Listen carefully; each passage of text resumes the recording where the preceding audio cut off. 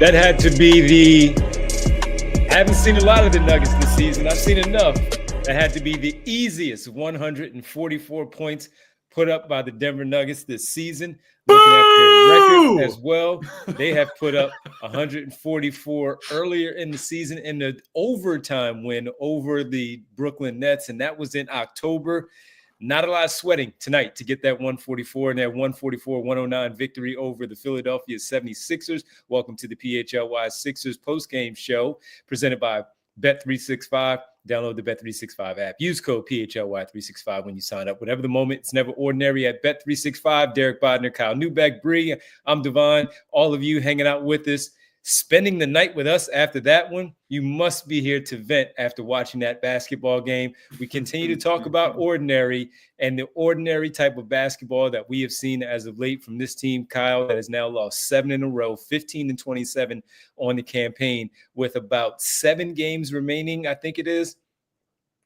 I think 7 remaining before the trade deadline. My apologies. I'm not even paying attention. That was an awful performance by the Philadelphia 76ers tonight in Denver. All right. So I already had people chirping at me when I posted my recap saying some things like, what do you expect from this team? And like, if you're just talking about result, we absolutely expected them to lose tonight, right? We talk on the pregame. They don't have guys to guard Jokic. They don't have guys to do this. Without Joel, they can only be X, Y, Z. You can run back in transition and communicate, right? Like you can do basic basketball stuff. You cannot get back cut by guys over and over and over and over and over and over. I'm going to do the Mike Brown and over and over and over and over and over again. Like it has to start with baseline effort, baseline want to, baseline give a damn that simply is not there for this team. And there are very few guys on this team that I think can walk out of that game and say, I didn't completely humiliate myself out there. I think Maxey was one. I think Yabusele was the other one. I think the rest of those guys should have to rent a car from Enterprise and drive a Jeep Grand Cherokee across the country to get home rather than being on a private flight, because that's an embarrassing, gutless effort. And I want to start with somebody that I feel like we've been fair to and we've been cautious about with our criticism this year. Paul George, brother, 11 points on 11 shots and disinterested, lackadaisical defense. That's BS, dude. It's one thing when, look, guy like Eric Gordon, who's on a small NBA contract, is in his mid-30s, who's like, you know what, this season's going to hell. Who cares to some degree, right? It's like if that happens with him, you can frankly probably cut him at some point, or you can just trade him to anybody who will take him, or you can staple his butt to the end of the bench and decide, we're just not going to play a guy like that. We don't need him. I'll play Justin Edwards 35 minutes rather than watching Eric Gordon roll around like a bowling ball out there.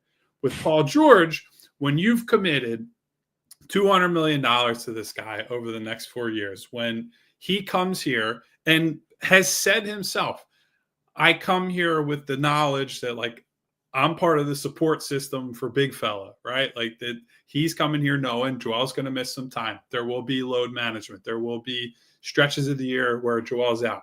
Well, then why don't you come out and show, like when you come out and say we need to play with desperation, was that like last week, within the last week and a half, and then you turn in a gutless performance like this, that you are not a leader. And I understand that Paul George's whole thing for a long, long time has been Mr. Cool, Calm, and Collected, and he's always the same, and he's even keel, and this is that. Buddy, you are not a passenger. Right? You are supposed to be a leader of this team. You're supposed to be one of the anchors of this franchise. And you're acting like you're just one of the guys out there, like along for the ride, right? So I've given Tyrese Maxey a lot of grief this year because he's underperformed as a shooter. He hasn't been good enough as a passer. We talked about him stagnating and needing Joel Embiid out there to be successful.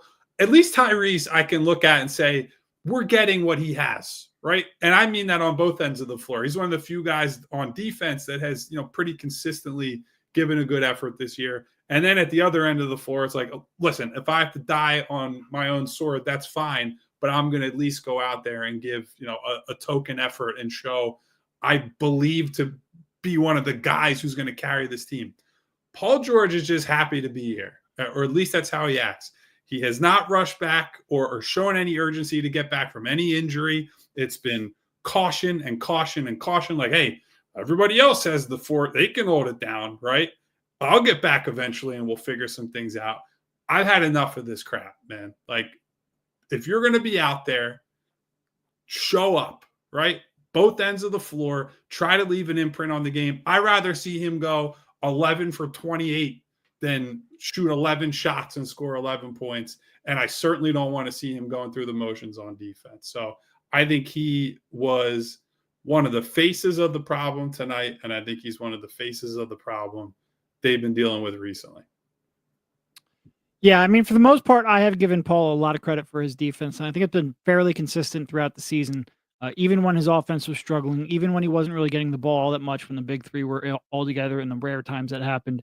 Tonight was decidedly not that night. He was not engaged defensively. It's one thing to only shoot 11 times, and you can't do that when you're going up against a team like Denver without Joel Embiid and playing at that kind of a pace.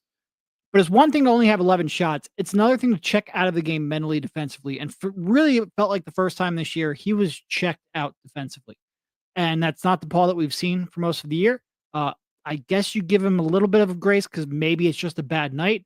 But by gosh, man, if this team really has any kind of inclination of pushing for even a play-in spot, you cannot have off nights at this stage, especially with how well rested he was. He was awful. Pretty much all game. The whole team was awful defensively with and you brought up Tyrese and Yabu as really the only two who can hold their head even remotely high tonight. And certainly, the fact that Tyrese had a 28-point double-double and Yabu had 22 off the bench helps. But really, they were the only two consistently competing defensively as well. And when your entire defense is built around a 6'2 guard and a 6'8 center, those are the only two people who give a damn, you're not going to win that game. That was an abomination in terms of, look, it's one thing. Jokic is a savant. You're not going to be able to stop him. You can throw whatever you want at him. But what you can do is fricking hustle back on defense, communicate in transition, and pick up a man. The number of times, these weren't genius level reads that were being made in transition. No. This was people just completely losing their man, Tyrese trying to rotate over and stop a big guy rolling to the rim, and him having the easiest dump off pass in the world because Tyrese is too small. This was really, really bad. And it was like you brought up, that I think Denver had scored 144 at one point. They had 150 offensive rating in this game. That is by far their best offensive output of the season by an order of magnitude. I think 138 was their highest. Transition was awful. Communication was awful. Defensive rebounding was awful. They got run off the floor. And quite frankly, the only reason it was even remotely close is because they shot, and by remotely close, I mean for the first half. Obviously, the second half, a laugher. The only reason it was close as long as it was is because they shot the lights out uncharacteristically. Otherwise, that was, and I don't even think it's close. Considering the personnel, that was the worst defensive performance of the season. So 77-67 at the half. And you would think that even in today's NBA, that 67 points, you would look at a game like that and say, all right, they're actually in it. But the fact that they could not slow down the Denver Nuggets, it was so easy for the Denver Nuggets for what they were doing. Tyrese Maxey doing all they could with the 19-7 at the break. But when you look at the Denver Nuggets shooting the way that they did in that first half at 64% from the floor, and then 56%. Now, the Sixers was shooting well from behind the three-point line as well, making their 10, Denver with their 9. But 18 free throws for the Denver Nuggets as well. You talk about the fast break points, 24-7 in the first half alone in favor of the Denver Nuggets. So as you guys both laid everything out, it tells the story of how things went tonight with their defense, which was lack thereof. They did not have any defensive performance tonight. And on the Paul George side of it, I was thinking about something as you guys were saying it. I think it was Allie LaForce, right, who did the sideline for TNT tonight. And she was talking about how the Sixers have had this just terrible season to start through the 41 games, now 42. And she spoke to Kelly Oubre, who said, I cannot wait for everyone to get back healthy, as they ran down the list of players who have missed all these games, from Embiid to George to Lowry, all the way on down. Caleb Martin, they ran out of room so much that even when they showed KJ Martin sitting on the bench, his name was not there. But they're 7-3 in the 10 games that all three of those guys have played, and the fact that they have played 192 minutes together. And I'm sitting there thinking, yeah, but they might be too deep in the hole for him to feel as good as he should, at least getting teams back to get the team back together, having the rotation that he expected them to have at the beginning of the season. But they're going to be so far in the hole if Joel Embiid misses more and more time with the schedule that we've talked about them having up until the All-Star break, that is the trade deadline, and then the All-Star break they're following, that it's going to be so difficult for them to catch. How are they going to look like the team that he expected them to look like and do what they really wanted themselves to do with all the pieces out there together, if and when they do come back? It's just ridiculous, especially when you give an effort like that, talking about the head coach and what he could have done tonight, what he couldn't have done tonight because of what they ran out there on the floor. Oh, we're going to talk about the head coach, man, because this was just a terrible, terrible, terrible performance by this basketball team. And look, they've been on the road for three and 4 games. We've seen this 3 games in 4 nights. They lose in both the Indiana-Milwaukee games. It wasn't really all that close in any of those games. And when you look at this one tonight, as you said, Kyle, in the beginning of the pregame, we discussed it. They're not going to win this game, but stay in it.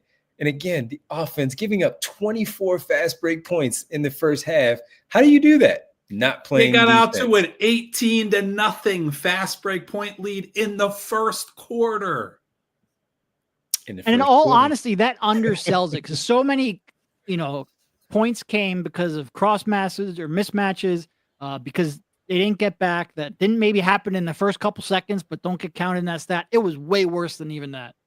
How many times do we talk about for the Sixers? Hey, look up, kick ahead, get the ball, advance the ball as soon as the ball comes off the rim. They didn't give any effort. Denver did. It was straight up kick ahead to Russell Westbrook, kick ahead to Nikola Jokic, kick ahead to Christian Braun, who was getting to the basket and finishing over Paul George, who he had no fear of Paul George. Julian Strawther comes in, and then he can't miss. He's back in Gonzaga playing like they're in the national championship, the way he was shooting there tonight. This is just a despicable performance overall. You guys were spot on for Paul George and the effort that he gave tonight. And if he's going to talk about he's missed his time, he needs to get it right because of his groin. He didn't have it all in him. Well, I mean, come on, man. Well, you shouldn't have played tonight. You didn't play on Saturday and Sunday. You shouldn't have played tonight if you weren't ready.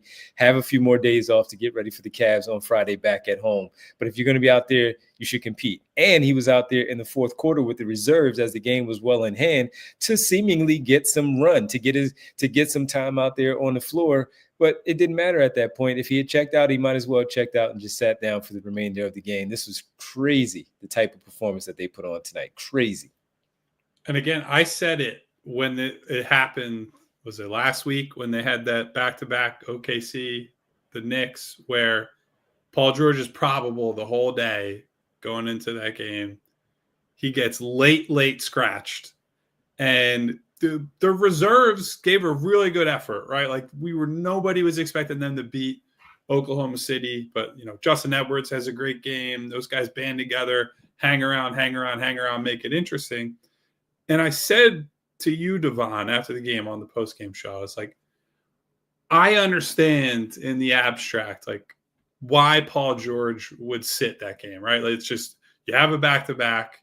You're probably not winning this one regardless. And he's an older player, blah, blah, blah, blah, blah. Like, no need to put the extra miles on him. But when he sits there and says, like, we have to play with desperation, you have to treat every game, every single game as like, I have to be out there.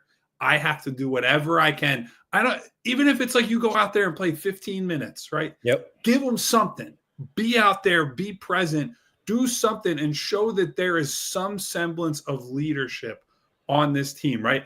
they had this much publicized team meeting a long, long time ago, right? Where the record's really bad. The headline becomes, Maxey calls out Joel for timeliness, although there's lots of other things discussed. And the hope that comes out of a meeting like that is like, everybody got to air their grievances and talk it out. And you look in the mirror and say, what is required from me for this team? Whatever version of it we get, right? If it's with Joel, without Joel, with Tyrese, without Tyrese, with Paul, without Paul, whatever version of it is, I'm going to do the best I can and be the most present I can.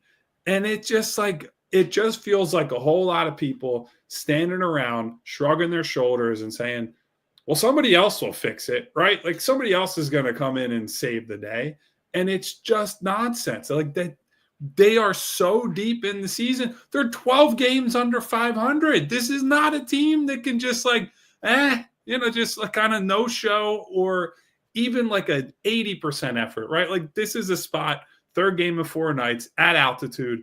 If you would have told us coming into the game, hey, they played hard and they played kind of well through 2.5, 3 quarters, and then the legs gave out in the fourth and they lost, we would all sit here and say, you know what? Tough situation. They gave it their best shot. It's a loss and it sucks and it is making the season worse, as all these games are, but at least you can justify it, right? You can say, that makes sense to me. That's something that at least as a competitor, I respect what they put in and I can see that they gave out. Those guys did not give a damn from minute 1 of that game. And that is a huge indictment on all of them. And it's an even bigger indictment on somebody else that we'll probably talk about soon. Yeah, and Hammer is saying again, just pointing out the fact that we talked about the 144 points for this team tonight. They didn't sweat, man, to put that 144 up.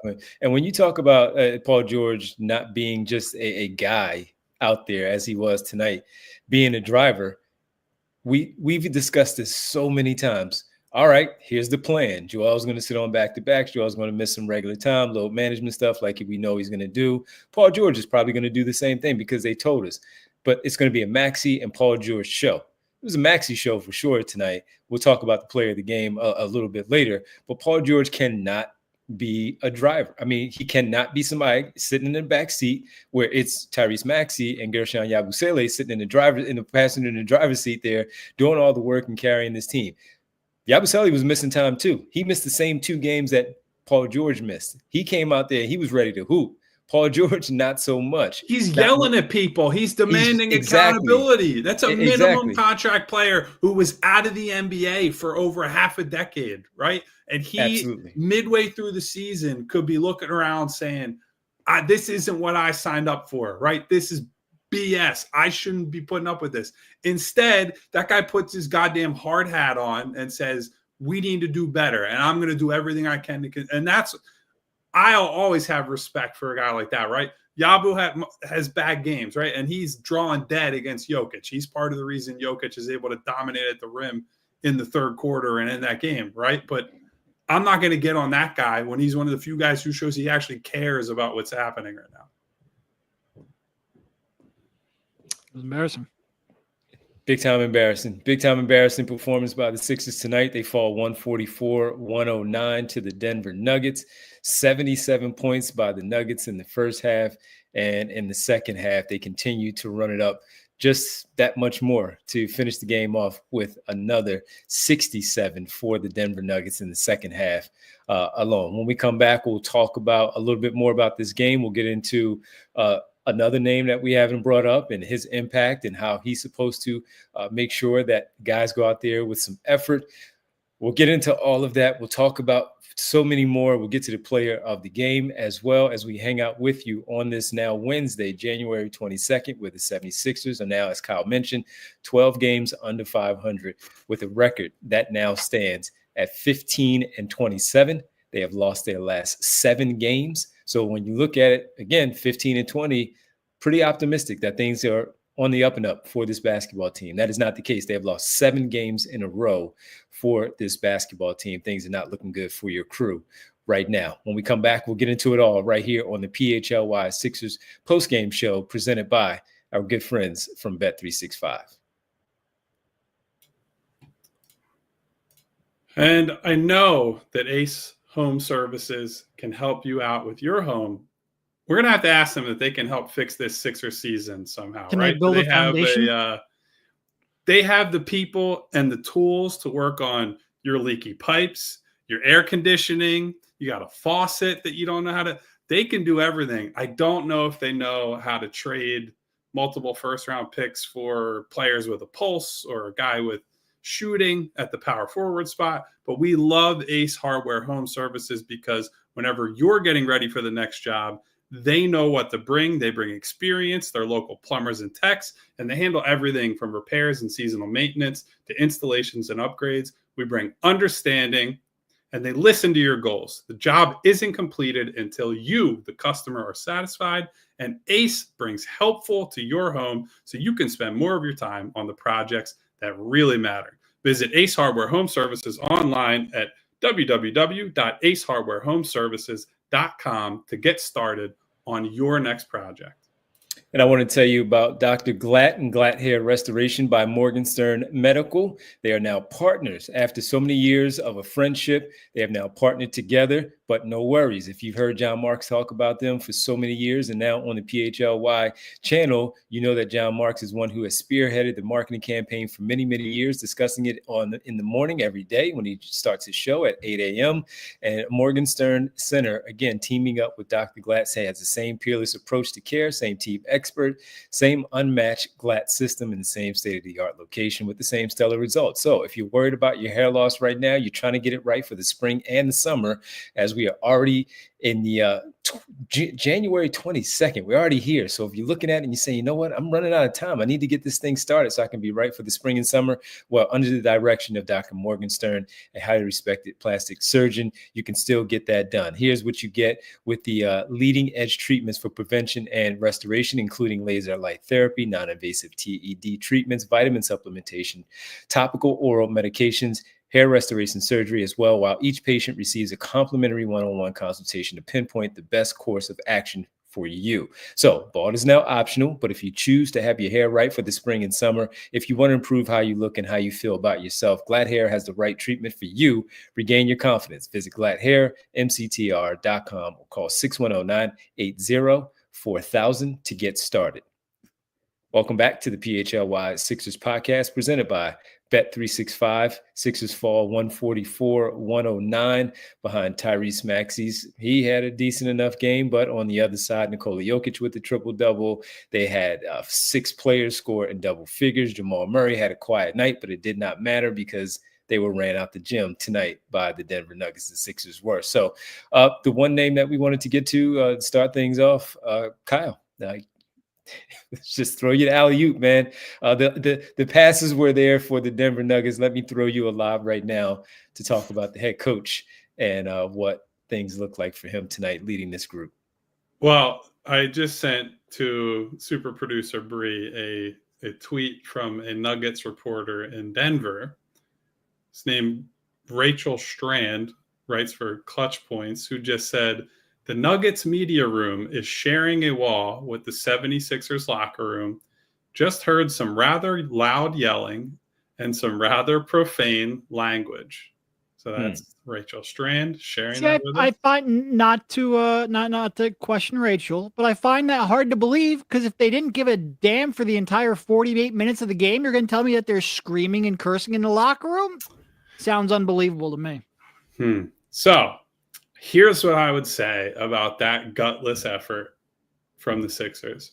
That does not look like a team that gives a damn about what this coach has to say anymore, right? That is a performance of a team that looks like they might just outright quit on this coach. And while it takes more than one of those to actually say that, it has all the signs of it, right? And I thought, when Nick gave the between quarter interview between the first and the second, he got asked specifically about the transition defense issue. He blamed it on the offense. What he tried to do was say, we've been missing our looks in transition offense, and that has us stretched out. And so then they're going the other way. No, your transition defense was ass. My brother in Christ, they were scoring on your made baskets. Yes. And that's a trend that has been happening for like 2 months. This is not a new development, right? Your transition defense has been terrible for basically the entire season. Now, granted, tonight was all-time bad, worst of the season, humiliating level stuff. But these problems are not new. And so I get it. You're going to ask a question between quarters. It's a quick interview. You're not going to have like a dissertation on what's happening.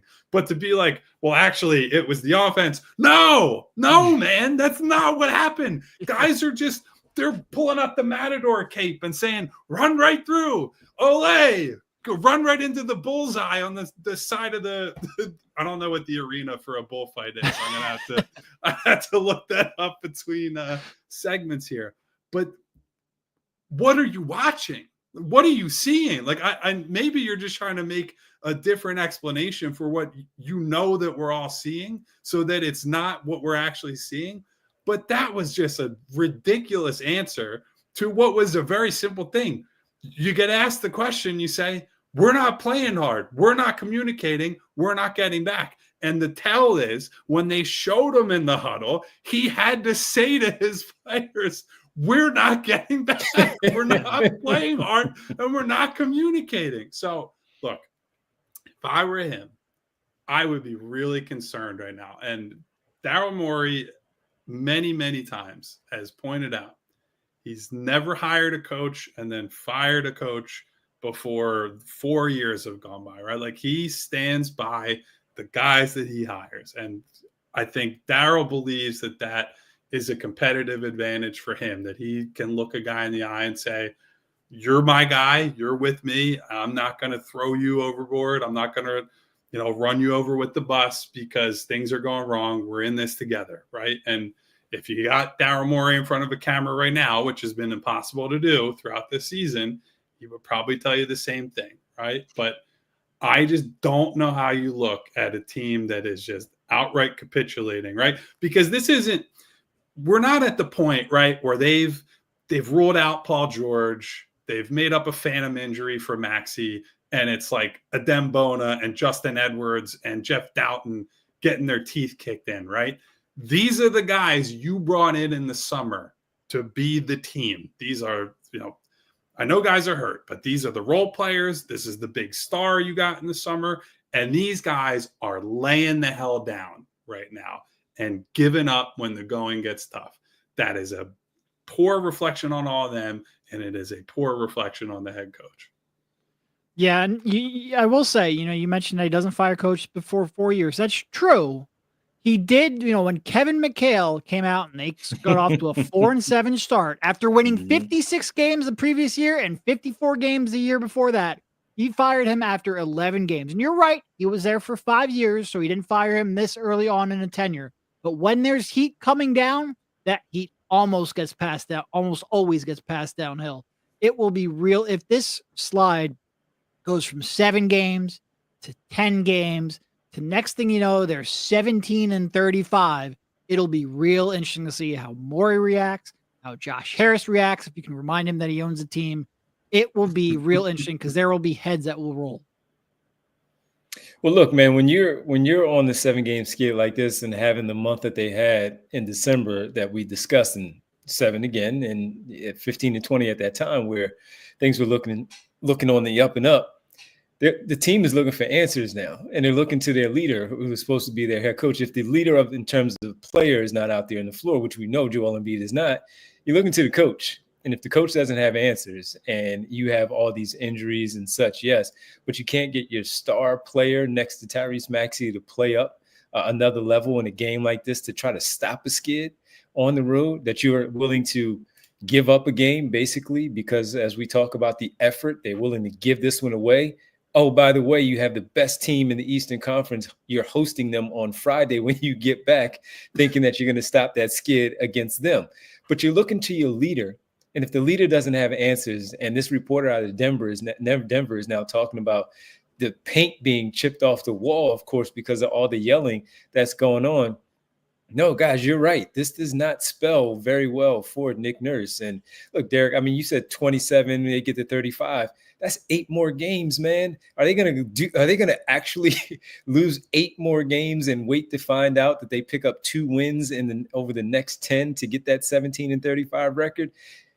I think that would be something, man. That would really, really be something if you wait that long to dip to 18 games under 500 to finally make a decision on moving on from someone. He's not going to fire himself, Daryl Morey. These players that we talk about are not going to be traded when we look at Paul George, Joel Embiid, Tyrese Maxey specifically, because they are the core group.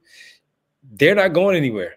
Someone is going to be the blame. Maybe this will be the one, Kyle, where you look at it and you say, all right, I know what the trend is, but this one has gotten out of hand. Just like we talk about, things are totally different from what it was supposed to be at the beginning of the season with the Embiid part. Now the Paul George piece as well was totally different for the coach too. He was not supposed to be leading a 17-35 team, even with his best player missing all of that time. You have 2 other max players on your basketball team to make sure that that does not happen. And that's going to fall at the feet of the head coach at some point. Maybe it is, Derek, 10 more games when they make that decision. Maybe it's a little bit early if they get their doors blown off like they did again against a basketball team that they had no business losing this way. Compete. Give the effort. We've talked about it so many times. Yes, they've given effort in some of these losses, and it's been very disappointing because they're trying to build up these wins. But if they get their doors blown off over the next couple of days by one of these teams they got the Denver Nuggets in 10 more days now, back home in Philadelphia. They do. Now, Joel Embiid might be back, but look, they have the Denver Nuggets coming up. They have Boston on the way. They have, as you just discussed, they have Cleveland on Friday, Chicago on the back-to-back. If they get destroyed again, embarrassed like this one more time, maybe we're discussing this a little bit sooner that somebody's head will roll. It is funny because we spent the pregame going like, oh man, the Blazers won a game, right? The Raptors won a game. Oh, you got to lose this one. Then it happens like, no, but not like that. You can't lose it like that. You need a respectable L, yes. man. You can't just get dumpstered like this. I would say this. They'll lose to Cleveland, right? Like that. Mm-hmm. That's a no doubter. The Cleveland has been a machine this year, and that nobody should freak out over that one. If you lose handily to Chicago, you get to 9 in a row. Yep. You get to 9 in a row, and it's not a particularly inspiring loss. I do think that becomes like, man, okay, everybody better watch their back at that point, because the temperature is going to be turned up. You get to 10 in a row, you lose another one. I mean, unless they at that point have ruled Joel out for the season, and then they just start pulling everybody, and that's kind of the way that they deal with this. I guess like if you're them, that's almost the emergency ripcord, right? You just say like, all right, we're ruling out Joel, and then that becomes like it almost covers up everything. It gives everybody else an excuse to just like, whatever. Either PG won't play, or Maxey won't play, or it doesn't really matter what Nick Nurse does and what the results are, because everyone then has given up on the year. That's the big red emergency button you press if, and I say if, it's not necessarily when, we don't know. But if you decide to do that, we're just covering up for everybody, because the way it's going right now, this is certainly not sustainable, what they're doing right now. After the 9-3 December that we gave them credit for, they are 2-10 in the 12 games that they have played so far this month. It's our fault. It's our fault for even being positive for a brief moment. I knew positive thinking was bullshit. 5 more games this month, 3 more in February, before the beginning of February, before the deadline. So they have 3 games leading up to February 5th. February 6th is the trade deadline. 2-10 so far this month for your Philadelphia 76ers. So there's that, folks. There's that. Let's quickly get in some of our super chats, because we do have a few. Bernard McCoy stepping in saying, y'all say Maxey is not a number 1. Don't care about that, but no one can help this team when you give up 90 points in the paint. Worst effort I've ever seen. That is from Bernard.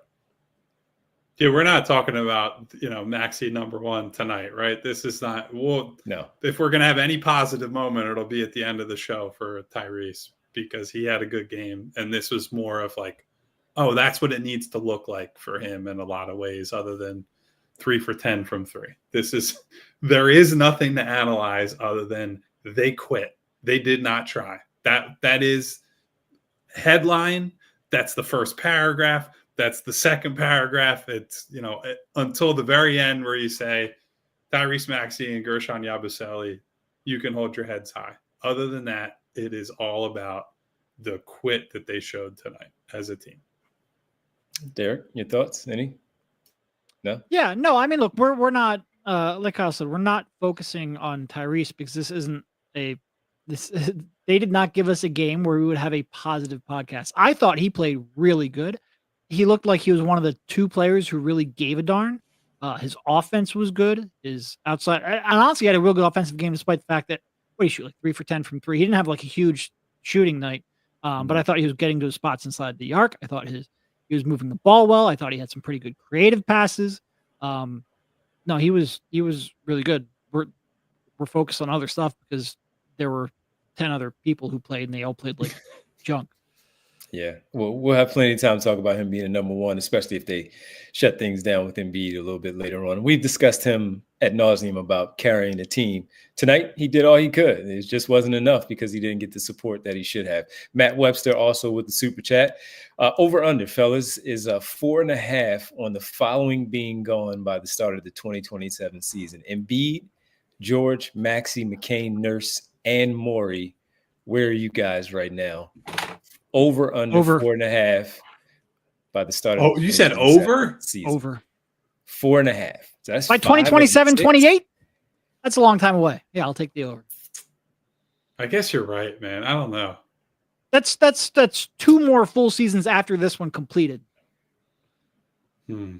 Yeah. I'll say under, but I guess if you were to give me 3.5, I would say definitely over. 4.5 makes it a little bit of a question. 4.5 is 5 of the 6. It's just one guy left. It's like, who remains, or does anybody remain? Yeah, I don't, is McCain the only one still here? Or, Max, I don't know. But 3.5, I'm definitely taking the over. Definitely. Right. Yeah. That's an interesting one. Appreciate it though, Matt. Appreciate that. That might be a show topic one day, like stay or go 2027, because we sure ain't going to be focusing much on the current stuff.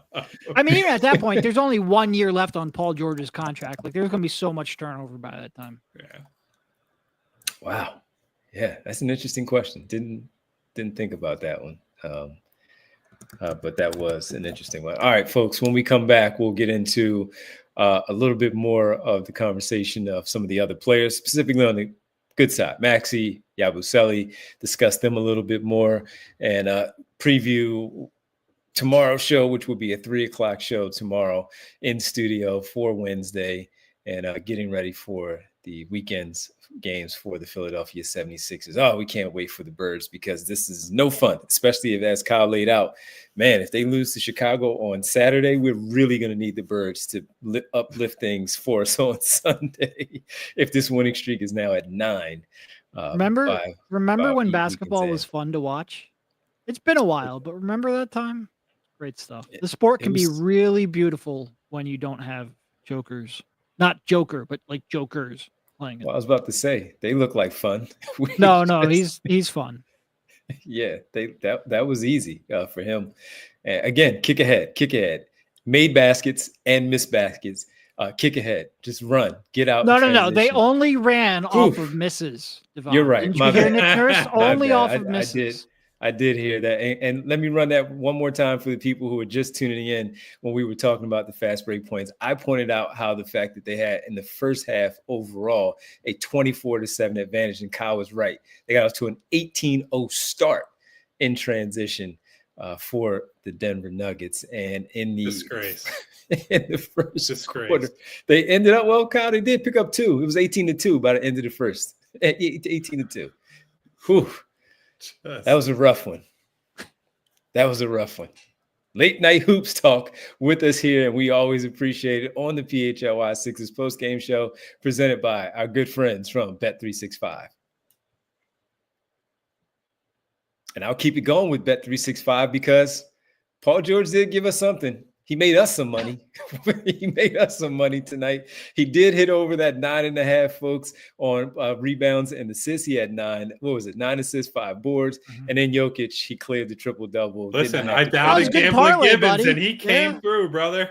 Hey, so we at least made some money off of it. So if you're like me and some of the others who did put that one together earlier in the game, you have to get with us with the 90 million users worldwide at Bet365, live streams of over 780,000 events each year, pioneering live in-game betting overall. And with the NBA on any day, you can get the early payout offer if your team, if you're a winner, goes up by 20 points. So if you had Denver over Philadelphia tonight going over that 20, with an instant payout on straight bets, it's yours, and parlay selections marked as winners as well. Download the app, use code PHLY365 when you sign up. It's never an ordinary at Bet365. And on please, on these Tuesdays, Tip-Off Tuesday offers are really good. Please place qualifying parlay bets totaling $20 or more on Tuesday NBA games, and you get up to $25 in bonus bets. Terms and conditions apply. So just to be clear, if you want to get to that next Tuesday, that's more bets for you right there to put together a winning ticket right here with Bet365. Breaking news from Bet365, new customers can get $150 in bonus bets when you bet $5, win or lose. Sign up, use the code PHLY365, deposit $10, place a bet for $5 to get $150 in bonus bets if your bet wins or loses. No matter what, bonus bets can be used on the spread, totals, player props, futures, and more, whatever the moment. It's never ordinary at Bet365. Must be 21 plus and physically located in Pennsylvania. If you or someone you know has a gambling problem and wants help, call 1-800-GAMBLER. All right. We want to make sure we tell you about TrueMark as well. Did all of that holiday shopping leave you with a credit card balance that's weighing you down? Yes. Think about this. Yeah, me too. What if you could pay it off faster and with 0 interest until 2026? It's true because TrueMark Financial is offering 0 interest on balance transfers for 12 months. So all your payments can go toward reducing your balance, not just covering interest. Here's a play. Transfer your existing balance from another institution to a TrueMark Financial Visa credit card and take advantage of this amazing offer. But hurry, because you have to apply by February 28th, 2025. Whether you're interested in earning rewards, cash back, or simply prefer a low rate for everyday purchases, with TrueMark Financial, you can choose a credit card that best fits your financial needs.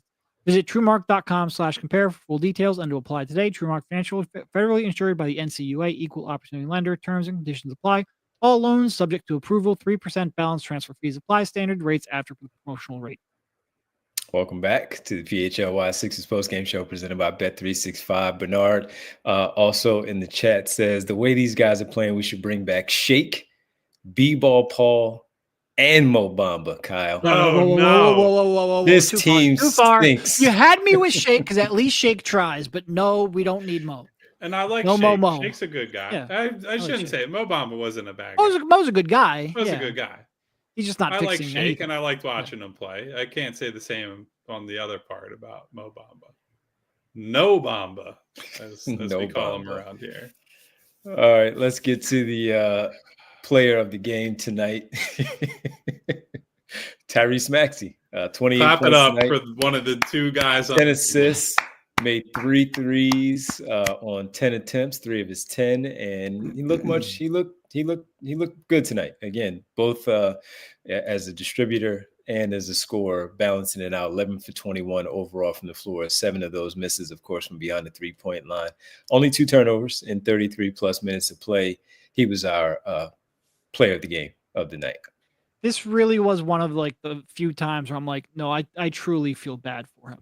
Because it's one thing to lose, like we said, it's one thing to be overclassed by a really great team with an MVP caliber player and team that's won a title and yada, yada, yada. But to be one of like 2 people that actually gives a darn, I felt bad for him tonight. You realize he still ended up playing almost 34 minutes in that game. Game wasn't even competitive for most of the fourth quarter. He didn't play the fourth quarter and played 34 minutes in a blowout. Yeah. You want to talk about one of the many crimes against basketball that Nick Nurse has committed this year. That absolutely qualifies. The fact that Maxey still managed to play almost 34 minutes in that loss, just disgusting stuff. But that was one where a lot of the things that we talked about with Tyrese this year that we wanted to see, at least that I wanted to see, I felt like I got in that game. Mm-hmm. He wasn't super successful on the mid-range pull-ups, but he was looking for those. He took them. Yep. He took them. And I think it's just an important part of keeping the defense honest. And I think you could see that allows him the space to get all the way to the rim, right? When the defense is uncertain and you can do the pace changing and the quick explosion from around the free throw line to the rim, you're going to get better opportunities at the rim. One of the other things I really liked that I saw from him, he had that one move where he went to his left, drove middle, then crossed back over to his right to get to the rim. And I don't remember if he scored and got fouled or if it was just a layup that he scored. But I've said many times, I don't think he can go left all that often. Frankly, most of the time he's using it to set up the step back. And that was something that was pointed out by Stan Van Gundy on the broadcast as well. So whenever you see him do that and use his left as a downhill attacker effectively, that's always super positive to me. And then the passing I thought was really, really good. I know 10 assists says that, but there were some other ones where he got to a spot in the middle of the floor, drew the help, hit an open shooter. And then that guy, I think Eric Gordon had one where he made an extra pass to the corner for, I believe, a Justin Edwards corner three. And that's all set up by Tyrese. That's all. He makes the hard play, right? He beats the initial defense. He gets to the middle of the floor. He creates the first open-ish shot. And then the quick swing from Gordon creates the open corner three for Edwards. That's all predicated on Tyrese's pace and his vision. And it's the sort of stuff that I've wanted to see more from him. So I would agree with Derek. Like, this is a game I feel bad for him. This is a game where I have very few complaints. The only one would be that insane transition turnover he had in the first half where I don't know what he was seeing there. Aside from that, that was a really, really, really good game from him. Great floor game, efficient night. Wish he would have made threes, but, it is what it is. He could have made 23s. And, 20. Well, a little too much of an over-exaggeration. He could have made 7 of his 10 threes. It wouldn't have mattered. No, and really what impressed me, because I agree with Kyle, like the floor game I thought was one of the best he had in a while, maybe all season. And certainly the diversity of his scoring was good for him to put up that amount of points. When his shot wasn't really there, is showing some growth. But it's really like, I'm easy to appease. If you give really good effort on defense, I'm probably going to be happy with you. It's why, even though the fact that Kelly's shooting like 26% from 3, I rarely complain about Kelly anymore. Now, would I prefer if he didn't shoot 26% from 3? Yeah, of course. I like the ball going in the basket, but I will overlook some stuff if you give really good defensive effort. And Tyrese, despite the fact that he was carrying the entire team on offense, I thought he gave really good effort. And there were so many plays where players were completely out of position and he had to like step up to be the low man, which he's not equipped to do at all, obviously, but he was willing to. He was seeing what was happening on the floor. He was reacting to it. He was engaged. He was giving effort. And he was really one of only 2 players on the entire court for the Sixers who were doing that. I thought it was, we opened a show talking about it. Big down game from Paul George defensively. I thought it was a big down game from Kelly defensively. Drummond was an absolute disaster defensively. Yabu's too short. We can go over. And again, I'll give Yabu some slack because he was at least trying and communicating and he was there. Like mentally, he was there and there weren't many.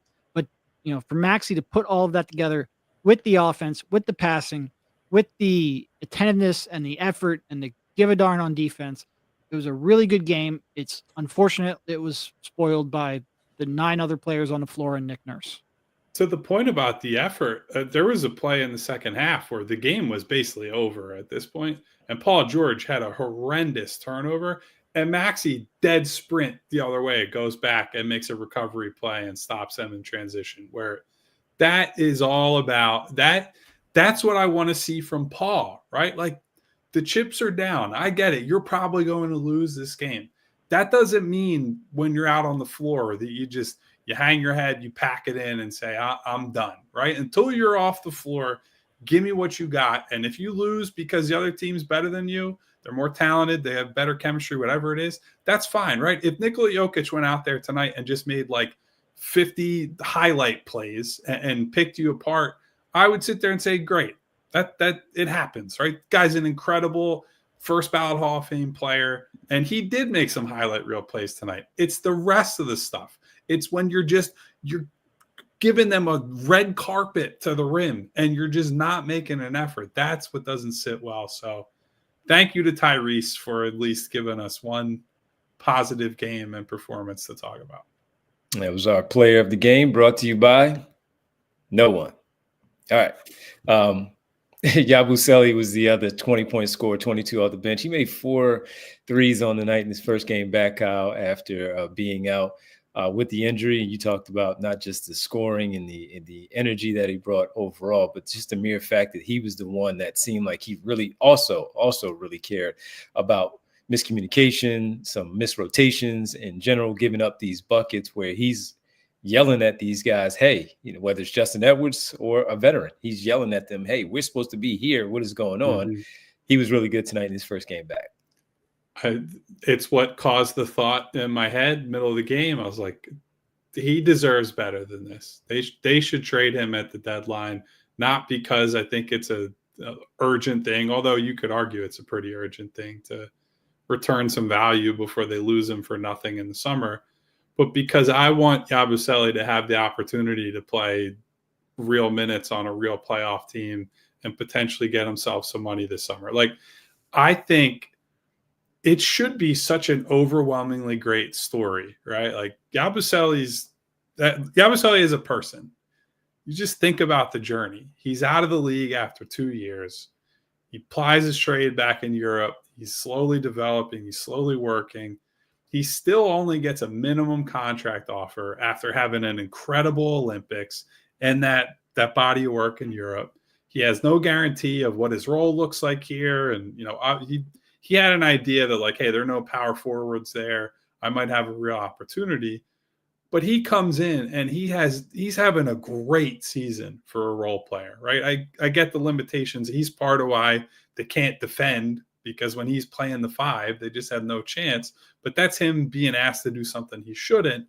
The things that he's doing, spacing the floor, secondary playmaking, doing the closeout attacking and dunking on people and scoring in transition, he should be able to do that on basically any team. He can do that on basically any team. And I want for him, after all that he's been through, like the career redemption arc, I want him to be able to have a moment that he just simply is not going to be able to have here because this team is headed nowhere fast. So I like, on the human level, having, talked with Yabu and covered him for this part of the season and watching him every day, that's just kind of where I'm at with him at this point. It's like, I hope he gets sent somewhere that he can go and maybe have some moments on the big stage instead of like we're talking about mid-March or early April. Like, boy, Yabu's still playing hard on this team that's 20 games under 500. It's like, I want better than that for him. Yeah, I'm selfish, and there are like 2.5 people I enjoy watching right now. I need him to see this through. I need him on this roster. We've got to watch and talk about every game, man. He is staying right where he's at. Do we? I remember when we still thought the season might be something. We should come up with random show topics to talk about after games. It's completely random. And I remember saying to you guys, man, I know he's not eligible because he's been here before, but all right, I wish he could play in the Rising Stars game or whatever. Now the reward is, Kyle, you're right. It's probably time for him to go so he can earn himself some money. He can probably get some money from his play here, and people will probably pay him. But look at a playoff situation, a playoff run, and what he might do on a big stage like that will really maybe force the team to decide to give him some cash. Then again, he is a player who is basically playing for almost nothing this year because he had to pay that buyout. And he needs a contract next year. So maybe he's looking at it like, I could play 25, 30 here. If I go to a contender, I might not get that kind of run. It might be better for his next contract to stay here and put up some numbers. Fair.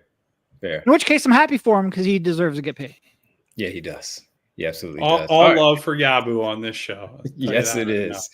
Yes, it is. Well, that'll pretty much wrap it up for us tonight, folks, as we'll be back tomorrow at 3 o'clock. So we hope you join us tomorrow at 3. We want to let you know that our show is always presented by Bet365. Download the Bet365 app. Use code PHLY365 when you sign up, whatever the moment. It's never ordinary. At Bet365 must be 21 plus and physically located in Pennsylvania. If you or someone you know has a gambling problem and wants help, call 1-800-GAMBLER. All right, it's time for a late night roll call from home. A late night after a blowout. I haven't already woken my dog and wife up in the other room with my loud boo that I started the show with. But I want to thank everybody. Want to thank everybody who is either passionate enough or insane enough to be up with us both. At 1:20 in the morning on the East Coast. You know we love y'all for hanging out with us. Thank you to PHLY Guy, to X-Man, to Joaquin from Cherry Hill, to, hey, here's a celebrity guest, to Daryl Morey, the impersonator, hanging out tonight saying, you know, that's get a not second-round pick for Daryl Yabu. Morey hasn't woken up yet. Yeah, Daryl Morey. Sleepy Daryl, sad. Cannoli in the house. He's getting ready for the football game this weekend. That's what we got. We got Hammer in the house. What up, holy cannoli? Relaxing. Bootzilla. Boots. Who else? Kickflip. Where Kickflip come? What up, Kickflip? In Barcelona. Apparently in Barcelona. Barcelona, 7:20. The Bull RJ, super active. Who, by the way, RJ has been taking anytime this team hits in the deer, you know RJ's popping up to say, "See, I told you that guy PG's a loser." So thank you to RJ for coming always back RJ, man. His victory are just like our Paul Reed victory. Stop it, RJ. Cut it out. Who else we got in here? We have ECW and WWF. We got Leonard Blocker. We got our guy McCoy. B. McCoy. Mac Mon. I was about to say Mac Man, but it's Mac Mon. Got to make sure I get that right. What's going on, Mac? John Peace. Peace. What up, John? Another Peace, Devon. Peace. What else we got? I'm doing a lot of scrolling. Hinky is in here. Look, we got Hinky. We got Maury. Where's Brian Calan? Where's old Collars at? Get the whole gang in here. Maybe Elton Brand impersonator next. Joe Tiz, thank you for coming through. What up, Joey Tiz?